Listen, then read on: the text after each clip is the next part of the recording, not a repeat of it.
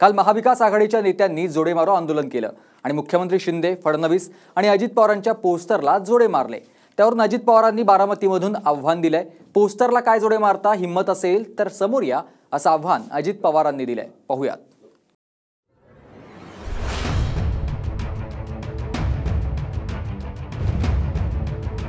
बारामतीच्या जनसन्मान यात्रेतून अजित पवारांनी महाविकास आघाडीच्या जोडे मारो आंदोलनावर जोरदार निशाणा साधला।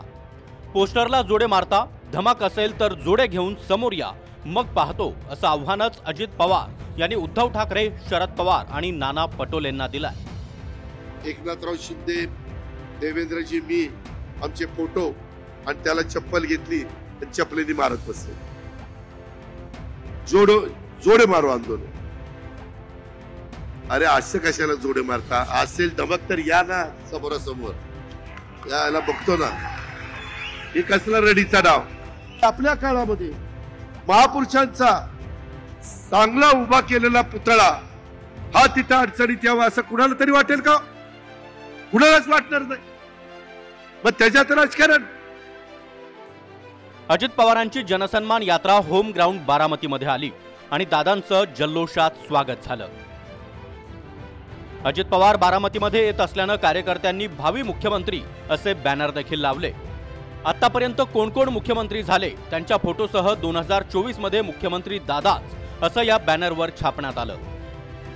तर निवडणुकीनंतर अजित पवारच मुख्यमंत्री असतील असं दादांचे सुपुत्र जय पवारही म्हणाले। युवक म्हणून चांगलंच वाटतंय, पण सगळ्यांनाच दादांना मुख्यमंत्री म्हणून बघायचं आहे। त्याच्यामुळे आशा आहे की या विधानसभेच्या निवडणुकीनंतर दादा मुख्यमंत्री बनतील। आता उमेदवार तर दादाच नक्की असणार आहेत आणि बाकीचे काय निर्णय असतील ते पक्षाचे प्रमुख नेते घेतील। प्रत्येकाला असं वाटतं, का वाटू नये, अजितदादाच्या कार्यकर्त्याला काय वाटू नये ते मुख्यमंत्री झाले पाहिजे, भाजपच्या कार्यकर्त्याला काय वाटू नये देवेंद्रजी मुख्यमंत्री झाले पाहिजे, एकनाथ शिंदेजीला काय वाटू नये एकनाथ शिंदेजी मुख्यमंत्री झाले पाहिजे, सर्वांना वाटतं। आणि मुख्यमंत्री पदाकरता आमची लढाई नाही आहे, ते उद्धव ठाकरे लढताय लढाई, आम्ही लढत नाही आहे। उद्धव ठाकरे मुख्यमंत्री पदाची लढाई लढतायत, भाजप, एकनाथ शिंदे, अजितदादा मुख्यमंत्री पदाची लढाई लढत नाही आहे, ते महाराष्ट्राच्या 14 कोटी जनतेच्या विकासाची लढाई लढत आहे। काही दिवसांआधी बारामतीमधून जय पवार उमेदवार असू शकतात असे संकेत खुद्द दादांनीच दिले। मात्र उमेदवार दादाच असतील, पण संधी मिळाली तर लढणार असं जय पवारांनी म्हटलंय। दादांनी मागे संकेत दिले की मी उमेदवारी करणार नाही, अशा पद्धतीचा एक मला रस। आमच्या सगळ्यांची अपेक्षा दादाच उमेदवार असतील। तुम्हाला संधी दिली तर पक्षाने तुम्ही पार पाडणार? नक्कीच, जर संधी दिली तर। विधानसभेची संधी दिली तुम्ही नक्की पार? जर संधी मिळाली तर नक्कीच। जनसन्मान यात्रेतून अजित पवारांनी सुप्रिया सुळे यांना देखील टोले लगावत दूधवालाही सकाळी लवकर उठतो या वक्तव्यावरून प्रत्युत्तर दिलाय। हे जे सांगतात ना, आम्ही दिवस रात्र काम करतो, आम्ही आग्रह केला होता का काय? आम्ही तुमच्या दारात आलो होतो?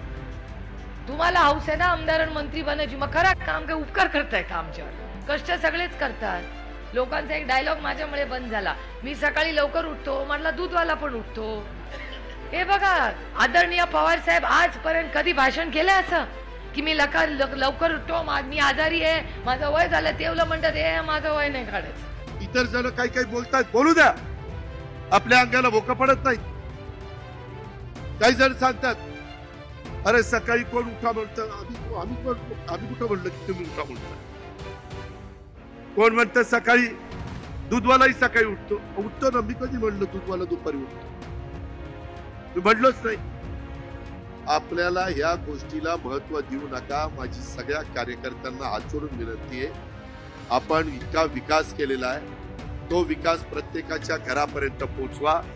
काही काही जण म्हणतात दादा आता जरा वेगळंच बारामतीमध्ये वाटतंय, का रे?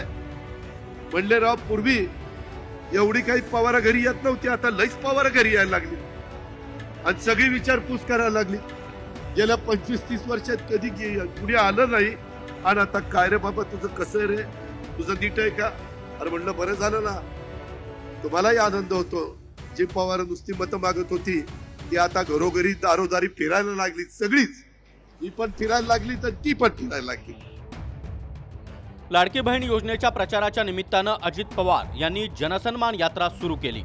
लोकसभा निवडणुकीत सुनेत्रा पवारांचा पराभव झाल्यानंतर एवढं मोठं शक्ती प्रदर्शन पहिल्यांदाच बारामतीमध्ये झालंय। दीपक कापरेसह योगेश बोरसे, TV9 मराठी, बारामती।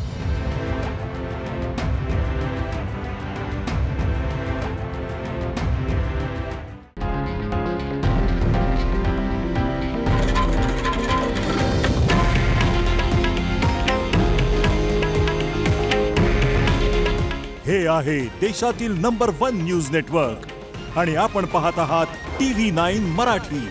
काळजी तुमची, हित महाराष्ट्राचं।